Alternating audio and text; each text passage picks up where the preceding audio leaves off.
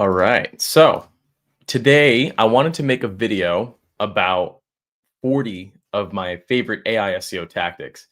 There's so much conversation right now about this topic, and I felt it would be appropriate to talk about some of the most basic things that need to get done, but then also some of the more complicated things that need to get done, and just give you a clear framework of what to focus on when it comes to this. So, clearly this is a topic of conversation that's on everybody's mind right now. So I have a little presentation here set up that I'm going to go through, and hopefully you guys leave with some information about how you can execute this on your own business, or if you're working with clients you can do that as well.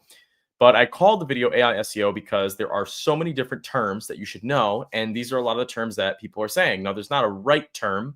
When SEO became a big thing, the main term was SEO, search engine optimization. That was clear. Now we're in a situation where there's a bunch of terms. So some people are calling it AEO, some people are calling it GEO, some people are calling it LLMO, which is a huge tongue twister. But the right word for it is really just AI SEO, right? You've got to show up in the AI engines where people are searching, and that's exactly what I'm going to cover in this video. And the reason why I've been coming live on YouTube a lot more recently is because I'm in the field, I'm in the lab. I'm actually learning from this stuff from all of our customers, and I'm seeing the results that they're getting from this information. And I really want to make sure that people have a clear framework of how to execute this stuff. And ChatGPT is continuing to grow. Now, I'm hyper focused on ChatGPT, as you guys have probably noticed if you've watched my previous videos. And the reason for that is because that's where the attention is. I don't think people are spending time on Meta's AI. I don't think the average person is spending time on Perplexity. I don't think the average person is spending time on Google Gemini. I really believe the average person is spending a ton of their time on ChatGPT. If you were to ask the average person walking down the street what AI system they're most familiar with, they would go ChatGPT because it's an exploding topic. It's just like the search engines when the search engines were becoming popular. Which search engine prevailed? That was Google. And I personally believe ChatGPT is going to be the largest one just based on the statistics and how much people use it. So, with that being said, the search awareness is starting to rise. And we're creating a culture inside of our agency where we are constantly asking clients how things are going for them, where are they getting results. And this idea of ChatGPT keeps coming up. None of them are saying, we got our first Google Gemini lead. We did get one that mentioned Grok, which I thought was interesting, but most of them are saying they're getting the results from ChatGPT specifically. As you can see on the screenshots here on the screen, a lot of people are saying customers are finding them through ChatGPT. In fact, one of them actually mentioned they closed a job that was worth $85,000 directly from the ChatGPT results. This is something that you clearly need to pay attention to if you're doing digital marketing for a business or for someone else.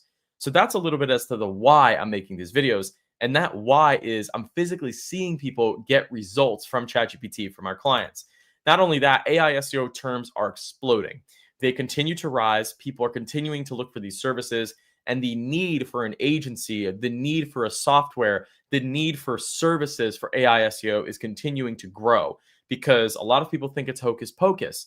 There's a lot of tools that are out there. There's a lot of agencies that are out there. There's a lot of freelancers that are out there that claim, just like with the SEO snake oil pat in the back of the day, are claiming that they can get you recommended inside of the AI engines. When in reality, a lot of it is methodical and a lot of it really has nothing to do with the optimization of your website, but it actually is critical that you do these things regardless because it's going to give you your best chance. I've made a couple videos in the past where I was talking about optimizing a client's presence and taking on the right client and communicating the right expectations. If a customer is going to succeed, if a customer is going to fail, I talked about how to frame that to make sure that you are correctly framing the right situation and giving them what they want.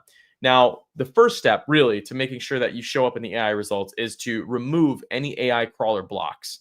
So we use a service called Cloudflare at the agency, which allows us to put a domain on a DNS management service like Cloudflare. And that allows us to do some really unique things that are really useful when you're working with clients.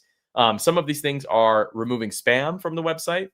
Some of these things are blocking traffic from international countries. That's really popular. Some of them are doing some more advanced redirects. And so Cloudflare is a proxy that allows you to do a lot of these rules if you move your DNS zone file over to them. So we manage all of our domains inside of Cloudflare. It makes life really easy to manage multiple clients at once. And it creates a process within our business where every time we get a client, the first step is really moving them into Cloudflare. However, Cloudflare just announced a new AI crawl block. And so if you're adding websites to any DNS managed service like this, there is a little feature, it's on by preset, that blocks all of your pages from actually doing AI crawling. And so the con of that is you don't get mentioned in the AI. And so the pro of that is if you're protective of your content and you don't want AI engines to crawl your website, you can turn this on. Millions of people use Cloudflare. So I would assume that the first step, if you're using a DNS service like this, is to make sure that none of this stuff is blocked. Because if it is, Cloudflare is essentially telling, because it's a proxy, traffic hits Cloudflare first, then it hits your website. And so as a proxy, it's basically blocking the actual AI from visiting your website, which is going to lower the amount of visibility you get. The second thing is to make sure that you're running visibility reports often on your brand. Looking at it at a full picture of multiple simulated prompts, you can quickly see where you're being mentioned and where you're not being mentioned. So this is a sample report that I pulled from a client a couple days ago before we had a meeting with them, because I really wanted to gain a better picture of how well they showed up in that area for terms related to them. Then from there, you want to verify the information inside the actual results. And so one of the prompts there was, are there any companies in the area that include storage? And the first result was the client that I just showed you. So that would be a positive mention. And thinking things as mention and visibility and not clicks anymore is getting a little confusing for attribution, especially for businesses that need to know where every single lead came from. But ultimately, the more visibility that you have, the more awareness that you're having. And if you don't have a way to scan this at bulk for a customer and do it often, it's going to be very difficult for you to showcase to them and show the value that you're providing with the website, or show them that you're doing well. So that's why I recommend using simple visibility reports to do this, even if the amount of prompts that you go in aren't gigantic. For this report, the amount of prompts that we analyzed was just 25. And so the tool that we used just went ahead and prompted 25 different keywords that was related to the business and told us on average how much they showed up. In this case, it was 10 out of 25. So when we do that, we want to clearly understand the popular citations that are being mentioned in those responses. So if I'm getting back 25 responses from the AI, what are the citations that are being mentioned the most? What are the citations that are on average the highest? Those are the citations we've got to focus on the most. So when we talk about citation optimization in the later slide, you're going to really understand how to prioritize these. Now, of course, the larger your sample size, for example, if I ran 100 queries, 250 queries, whatever that might be, the more citation data you're going to get, because all of these tools are doing is they're returning which citations are being mentioned the most on a response, which tells you which ones to prioritize. And it also gives you a great reason to actually tell somebody to get listed on there, and to tell them to sponsor it, and to tell them to verify their claim, their business there, and to get reviews there. So that's really critical too. So back to getting listed on key citations based on data. If you search movers in Hartford, you're going to see that the first result is a CT Insider article. And you're going to see I highlighted this because the September 5th content freshness is a critical thing in LLMs. We're going to talk about adding dates on the content that you're writing. We're going to talk about adding dates in your privacy policies and your footers and things along those lines, because freshness is one of those things that the LLMs, ChatGPT, really looks into. And so you can see on this article, there's a date, and then there's the company that's mentioned the first, which is the customer that I'm showcasing to you here today. And that's really great, because when an AI crawls that page, it's going to look at the HTML of that page from top to bottom. And so you want to be at the top of those listicles or those citations as much as possible. And that's why it's important to actually diversify the reviews, diversify the efforts that you're having right now. You can't bet everything on one platform anymore. You have to look holistically. And you find that by looking and clearly understanding where those popular citations are. Now, when the AI actually reads your business, ensuring that there's a consistent business name across all of the listings is critical. In this case, the name and some services are inside of the Google Business Profile, and the category is very clear. Now, you can use a citation management service to handle this for you using a piece of technology where you only enter it in once, and then it syncs that data across the web. That's a very popular way to do that. We use a service called Yext that allows us to do that. It's rather expensive compared to some of the other options out there. But as you guys could probably tell, I'm all about working with the brands that are going to give me consistency. I know Yext is not going to go out of business. I know they have the best service. I know they have the biggest database. And most people realistically just resell Yext. So if you're on a system that's doing citations or doing directories and syncing the customer's name, address, and phone number across the interwebs, they're probably just white labeling you Yext. And so I like to just go to the source. As you can probably tell, I'm a big brand person. And then typically when I choose a brand, I like to be loyal to them and stick to them for a long time frame. So I use that for that.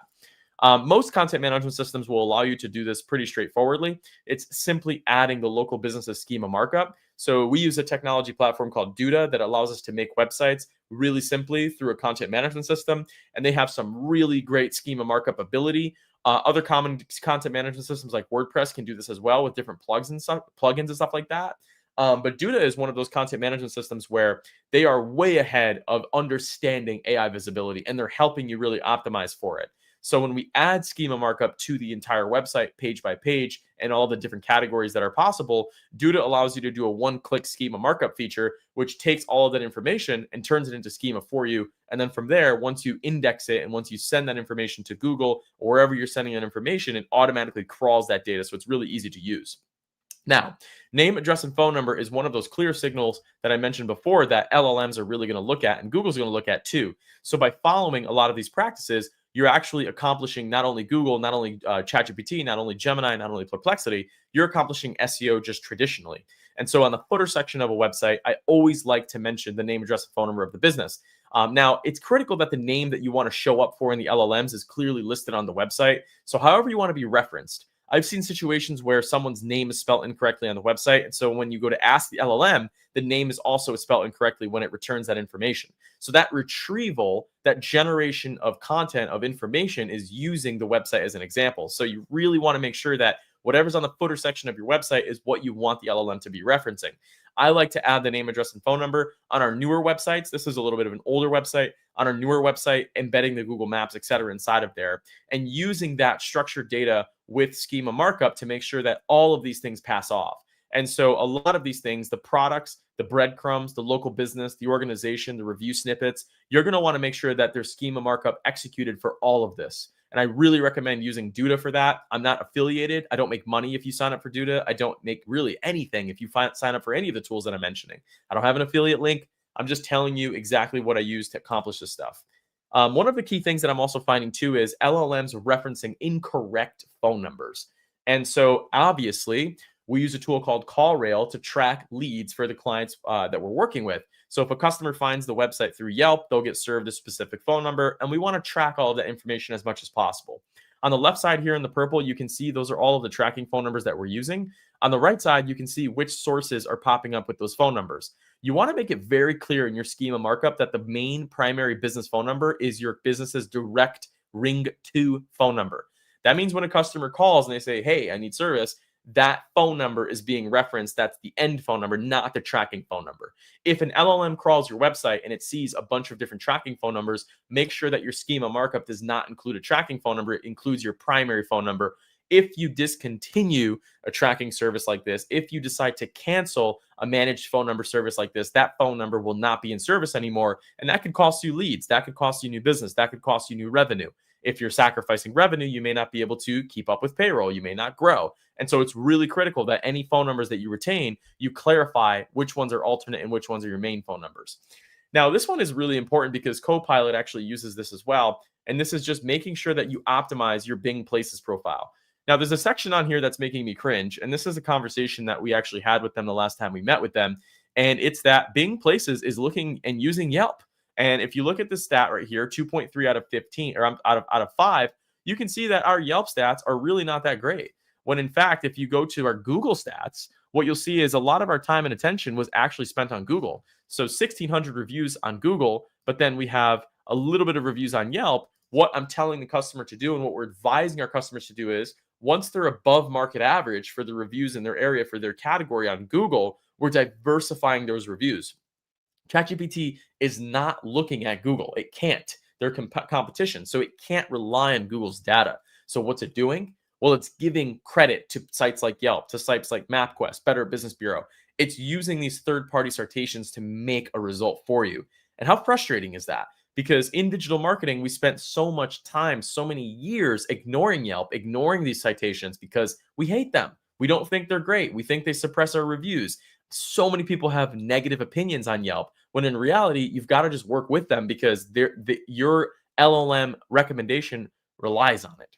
So something definitely interesting that I saw, and you can go directly to Bing Places and just make sure that your business is listed with the exact information as your Google business listing and all of the other ones, as you can see here. So it's exactly mentioned the same.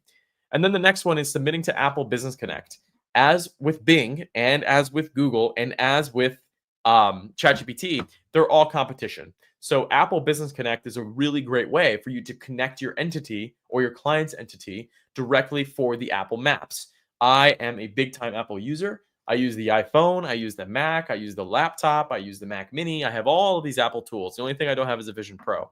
And the reason for that is because I love the product. Now, a lot of the times when you do a citation management service, it doesn't take care of Apple Maps. Most customers that are in a car looking at Apple Maps, Apple CarPlay, and they're doing directions, you could be sending customers to the wrong place. That's creating frustration with the brand. And consumers, they don't get frustrated with themselves, they blame the technology. So do yourself a favor, not only to show up in the LLMOs, but also to make sure that your business is accurately displayed on Apple Maps. Takes about 5 minutes. Get it set up on Apple Business Connect, log in with your Apple ID, and make sure that your name, address, phone number, your photos are all optimized for that citation, because your next ChatGPT lead could depend on that. So that's a little bit about there. Now, when working in these directories, as you can see on the left side, I have a little bit of Yext optimization. So that's exactly what I'm putting into our citation management service, Yext. And then on the right side, I'm taking photos that the client approves, and I'm uploading all of those photos into the citation management service.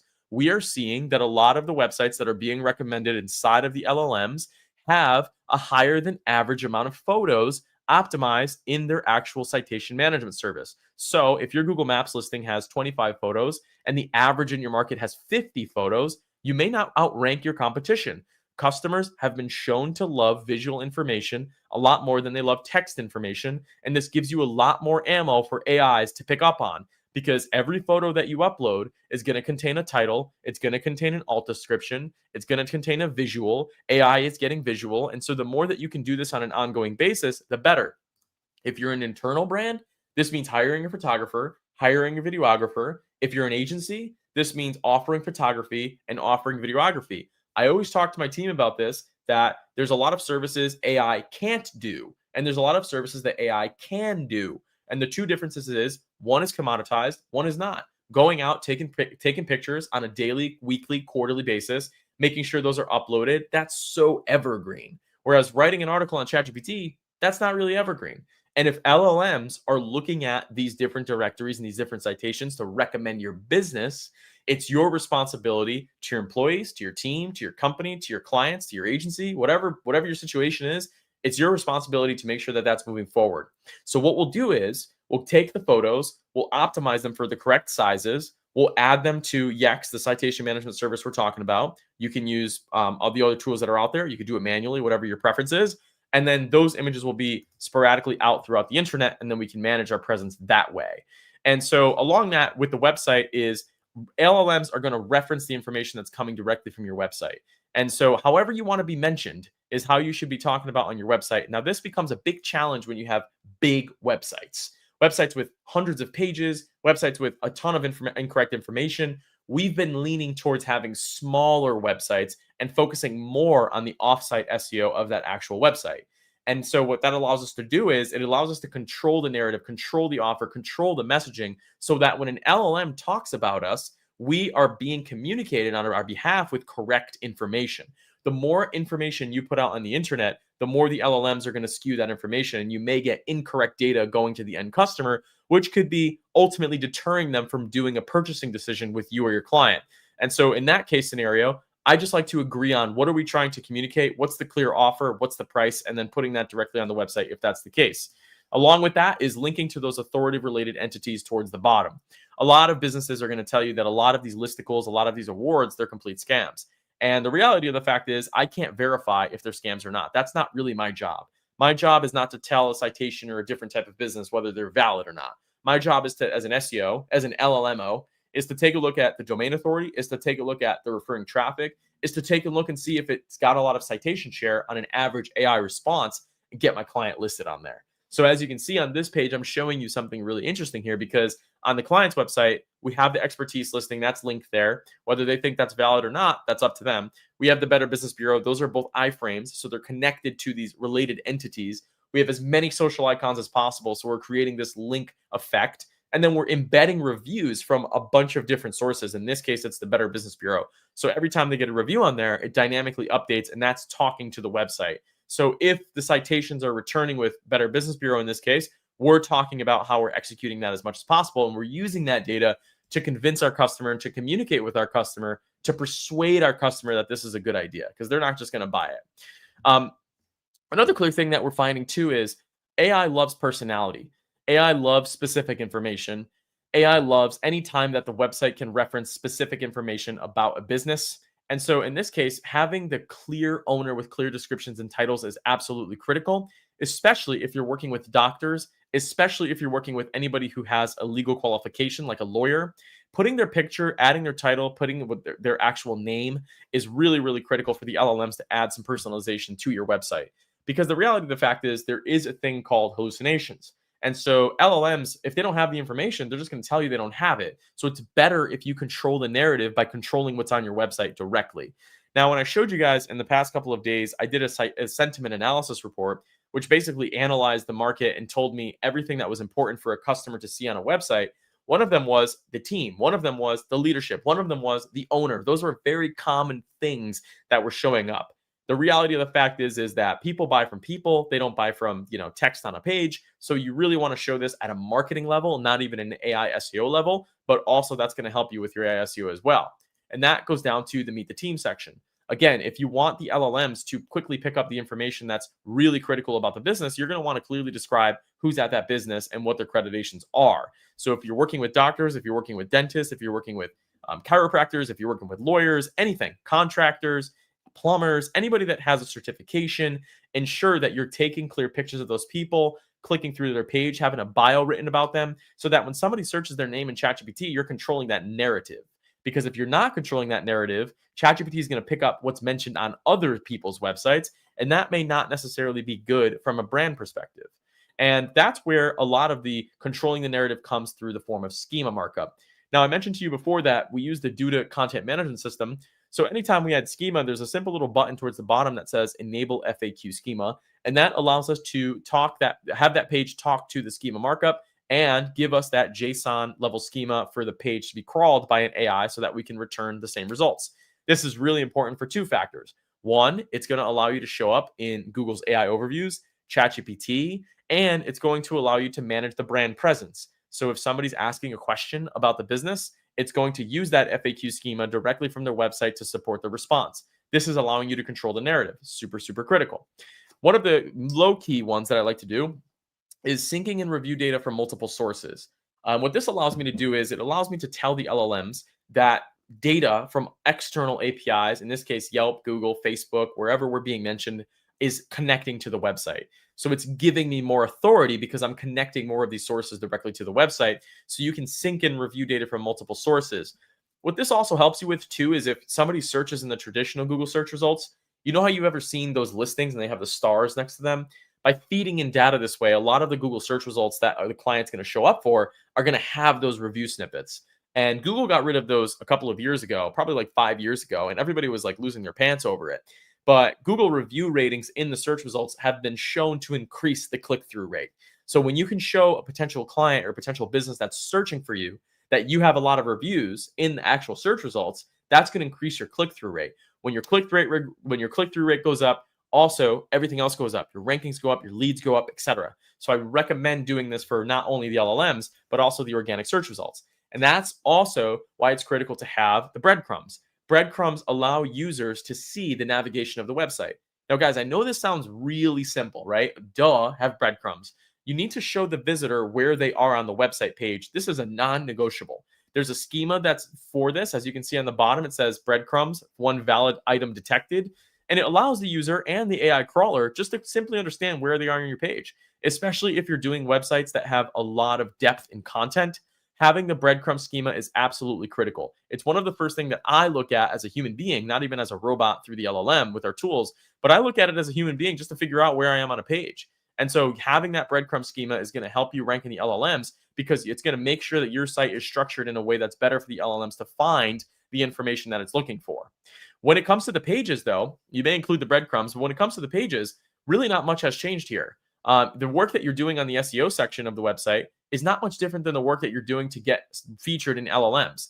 The only difference is the depth of the page and the content on the page should be data-driven, focused on user sentiment. And user sentiment is basically what people are saying on average when they review a business or take a look at a business and what they value in a marketplace. So, and that's where if you're creating content, the how to and why content is really, really critical for a few reasons. One is if you're creating how to content, that usually has a higher engagement rate. Two is if you're creating that information, you might get references from external places mentioning your content, which ultimately has a really great effect on Google and ChatGPT. And then finally, it's really great to send to your customers as a sales tool. So you might as well have it anyways. For example, this was a video I posted 8 years ago when I was just starting out, and it was called How to Create a Facebook Ad. And the video did really well. People spent a lot of time watching it because how to videos is actually the biggest category on YouTube in general. But also, how to videos allows you to tell the user to leave with something. So it's a really great way. Testimonials are different than reviews. The difference between a testimonial and a review is a testimonial is usually a written statement like this. A review is left on an online platform. Now, there's a little strategy that you want to focus on here, and it's that when people are doing LLM discovery, they're doing things like deep research, which is allowing the LLM to actually search things for them. So the more descriptive you can get about the information, the more descriptive you can get about your process, the more descriptive you can get about who you work with, LLMs are going to be able to find that information and serve that information to the end user on top of the competitor.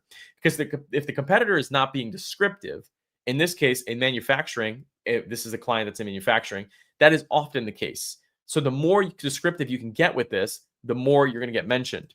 And that's where I was talking about timestamps below make a lot of sense too with LLMs. You see that a lot of the returns that are being returned in the LLMs has the last updated or it likes fresh content. So if you can tell the user when the last time you updated your content was, even if it's old, and then just update it, that's a really good signal to the LLM and to the user of if the information is fresh or not. And so LLMs are going to look at this information and it's going to return a response and it's going to say, hey, this was last updated, so it must be relevant. Here's the information. So a lot of the times as you're updating your pages that get a lot of traffic, make sure to include the last updated. You've already seen websites doing this that get a lot of traffic over time, these blog websites and these big health websites. It's just a good indication to tell the user when the last time you updated the website was. We've seen inside of the LLM results, whenever it does find information, it's looking for fresh content. And you can leverage case studies. One of the easiest ways to leverage case studies is to interview a lot of the customers that you're working with, interview the customers that your clients are working with. And so when somebody goes into ChatGPT and they're looking up and they're doing deep research and they're looking up information, your case studies are going to be referenced because, as I said before, ChatGPT loves personalized information. This is information that is just not publicly available on the internet, so you have to create it. And so when you create it, you allow the LLMs to crawl this information to provide a recommendation.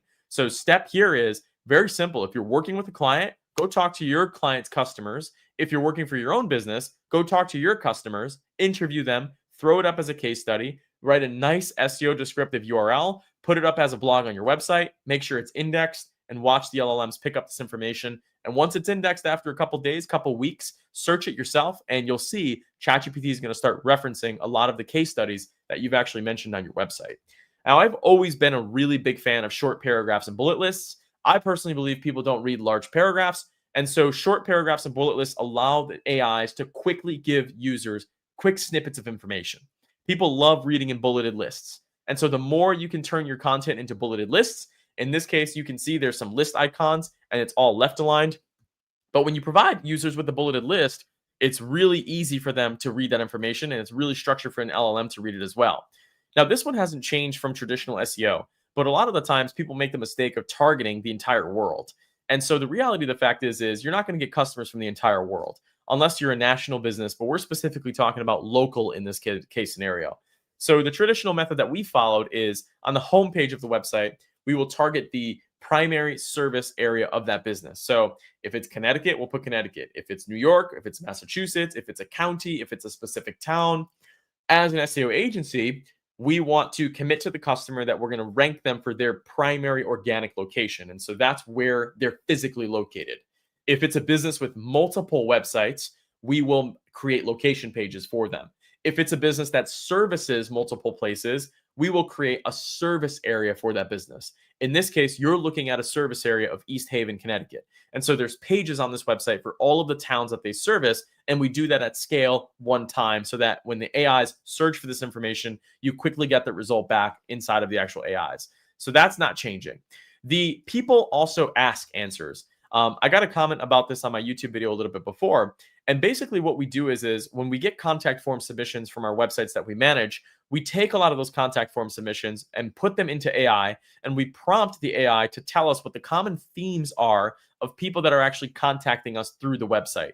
There's a lot of tools out there, like keyword research tools. There are tools that allow you to do like answer the public. There's tools like Ahrefs, SEMrush, Moz. There's a bunch of keyword tools that are out there that allow you to see what the crawlers think are good ideas for you to target. But there's nothing better than actually taking a look at the information that's coming through directly from your website. This includes listening to your phone calls. This includes reading your contact form submissions and then having AI summarize that information to give you ideas. Because the reality of the fact is, you may not, AI and these tools may not know a future idea, but your customer's thinking about it. So talking to your customer and addressing those contents on the website, on your videos, on your advertising, wherever that may be, is usually a really good idea for coming up with new ideas. So descriptive alt image text, specifically for vision. A lot of AIs are becoming more visual when it comes to actually reading images and taking a look at images. Now, just some best practices when it comes to image alt text. You want to describe what's on the image because for accessibility reasons, this is really critical. So in this case, I like to put the business's name in the actual image alt text at all costs, or the specific keyword that we're actually targeting. And the reason for that is because if you actually search Google, or if you actually search ChatGPT for that business's name, you want to control the narrative that's being displayed online. And in this case, I want to make sure that all of the website images, all of the citation images are showing up when someone does an image search. So that's where I do the image alt text. And then from here, YouTube is really critical for LLM responses. And embedding videos on a website just in general is really important for LLM responses for a few reasons. One, it increases the site dwell time. So people are going to spend on average longer navigating the website than they would if there wasn't videos. Two is that because Google owns YouTube, they're going to give credit to websites that have YouTube embedded directly on it.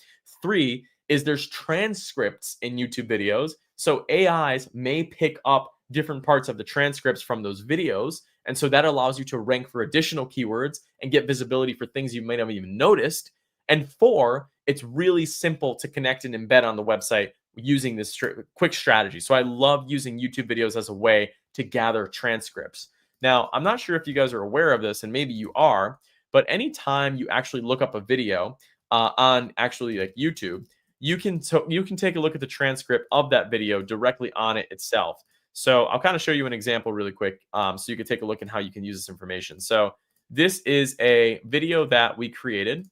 Actually, this is an ad by Wix. However, this is a video that we created. And in the video, there is a transcript. And you can take this transcript and you can turn that transcript into copy. You can turn it into advertising ideas. You can turn it into, blog posts, whatever it may be. So I've always mentioned this. And the fact is video is the simple thing that you can do that's going to have the most longevity in your marketing.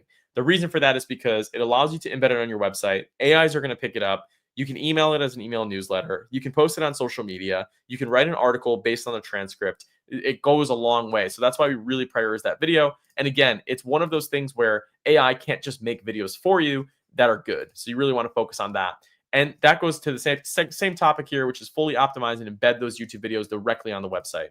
Keyword-rich descriptions and location tags on the videos. So whenever you upload something on the internet, realize that you're not just trying to get a human being to look at that information. There's a large potential that an LLM will actually crawl that information. So the more descriptive you can get with it, the better.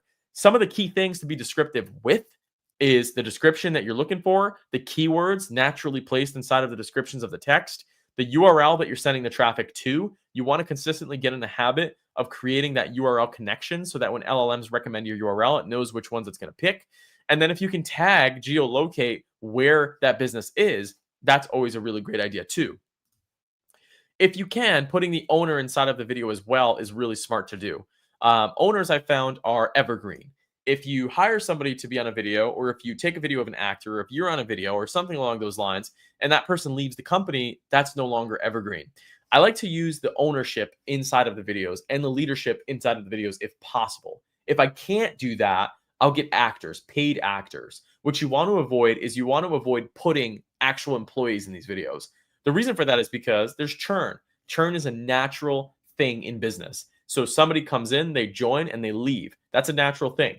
Owners don't leave until they sell. And so if you can put the ownership, if you can put paid actors into the business, that's a really great way for you to strategize.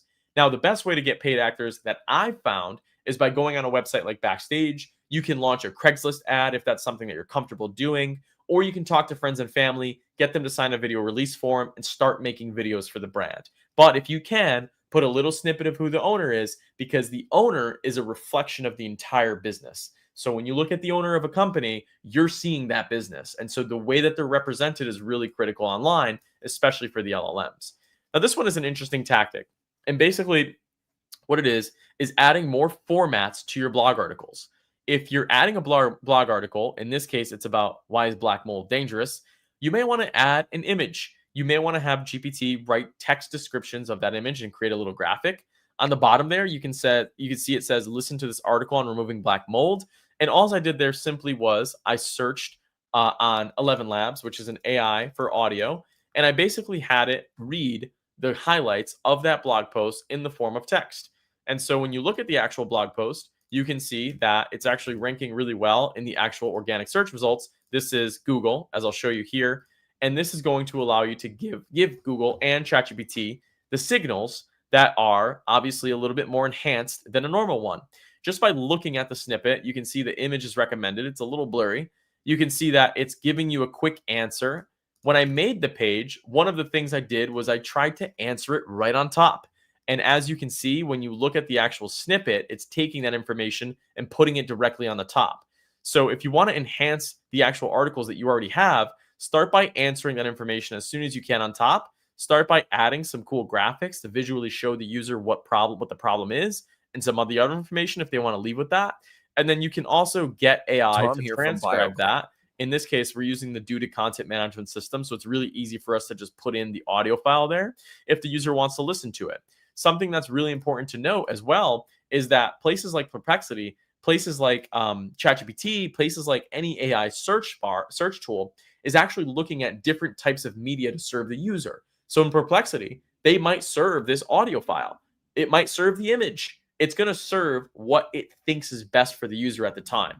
So having multimedia information directly on the page is absolutely critical. Then get Google reviews with keywords. If you notice here on these reviews, it's difficult to do this. This is one of the ones that is very difficult as an agency to provide as a service, simply because you can't control what people say in their reviews. However, if you can get users to say the keyword in the reviews, a really easy way to do this is to give the user a suggestion of what to say if you're getting a review and making it a part of the client's or your culture. If you can do that, what's going to happen is AIs are going to pick up this information because it uses the transcript from the reviews to make a recommendation. And then it's going to recommend a business based on the query and based on what's in the review. Same thing when you're replying with reviews. If you're replying to a review, make sure you use keyword-rich responses, and that's going to allow the AIs to see that your business is relevant to whatever the AI or whatever the person searched inside of the AI. Now, sentiment analysis is one of those things that I covered in the last video. And really what this is doing, as you can see on the top left, it searched 38 tree removal businesses and analyzed 2,700 reviews. Out of those reviews, a lot of the frequencies of these different words showed up on average. And so when I make the series about this website and marketing this website, I'm going to show you guys how we're going to use this information to actually get more leads while doing a lot less work. And a lot of the times, if you don't mention these things directly on your website, AI is not going to pick this information up from the average result. So it's really critical that you understand what a market values and what a market doesn't value. And that's where you want to also encourage, if you can, keywords and brand mentions. One of the most difficult things to do, because this needs to be as natural as possible. So ultimately, this is a culture thing that the business needs to be able to do. And if that's what you do for people, or if you own your own business and you're doing this for yourself, you may want to consider how you can get people to mention you more on these social media links, things like Facebook, Reddit, things like different listicles, things like different websites. because AI is looking at these Facebook groups. They're looking at these Reddit mentions. So the more your business can get mentioned, the more you can encourage your customers to talk about you in these different places, the better. The key thing here is it's not just looking at your website anymore. Your website is the conversion mechanism of all of this. It's how you control the narrative of your business. But on these different places, it's relying on these places to make recommendations to the person prompting. Now, AI is looking at a lot of the mobile versions of different websites.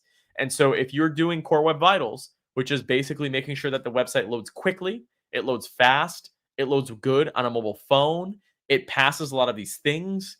Again, we're using a content management system. Depending on the content management system that you use, you should be testing this information, because using HTTPS secure, which pretty much every website nowadays should be secure, and using a mobile first design is going to allow you to get more LLM recommendations, because it needs to access the data on that website really quickly. And that's also critical for canonical tags, which is the version of the website that you want mentioned or indexed. In this case, if we use Duda or if you use a content management system, you might have a www. And if you want to avoid duplicates, sometimes there's two versions of websites. You want to tell the LLMs or Google which canonical tag to reference. I recommend the www, but some websites are so big, this is hard to change. And so if you're making small business websites like I am, you may want to consider just using www. Lastly, if you're going to submit the sitemap, make sure you do it really quickly and submit it often. If you're making big changes to a website, if you're adding content and you're analyzing the reviews and you're analyzing the calls and you're adding to the website with quality, not quantity, AI does not like quantity, it really wants quality, then you're going to want to make sure you're submitting that sitemap as much as possible while fixing your redirects. So a lot of this stuff is critical site hierarchy. It's critical technical SEO information. It's nothing that you shouldn't know. It's everything that you should already be doing. But I highly encourage you guys to take a look at this video, go back to all of the different steps, and make sure that you're executing it for the clients that you're working with right now or your own business. And with that being said, guys, that was 40 AI SEO tactics. Appreciate you guys, and I'll see you in the next video.